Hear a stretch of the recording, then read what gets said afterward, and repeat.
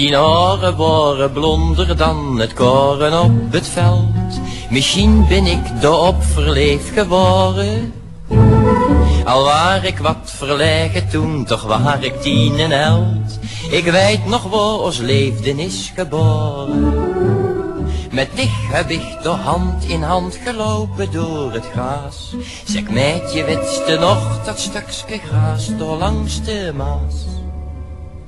In het gras langs de Maas wordt mijn eerste liefde waar. In het gras langs de Maas streek ik door die blonde haar.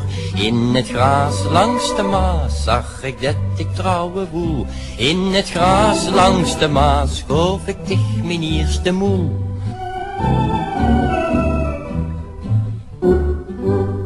Ik droog mijn eerste lange boekstienjeske, dat was blauw. Ik ging dich van mijn zakgeld zuurtjes kopen. En na een week of 2 toen vroeg ik dich al eens mijn vrouw. Toen wist de angstig van mij weggelopen. Maar in mijn portefeuille heb ik een fotoke van dich.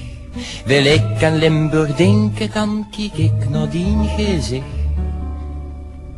In het gras langs de Maas wordt mijn eerste liefde waar. In het gras langs de Maas streek ik door die blonde haar.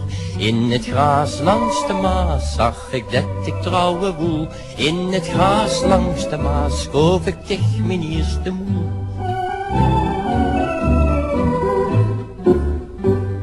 We mochten niet van pap en mam, we waren nog te jong.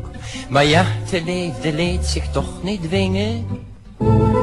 Als dich niet had gelachen wie ik nodig had gelonk, dan koos ik nou niet van ons leefde zingen. Al heelste niet genoeg van mij, al raakde ik dich kwijt. Ik zal dich nooit vergeten, want het waren de schoonste tijd. In het gras langs de Maas wordt mijn eerste liefde waar. In het gras langs de Maas streek ik door die blonde haar. In het gras langs de Maas zag ik dat ik trouwen woel. In het gras langs de Maas schoof ik dich mijn eerste moel.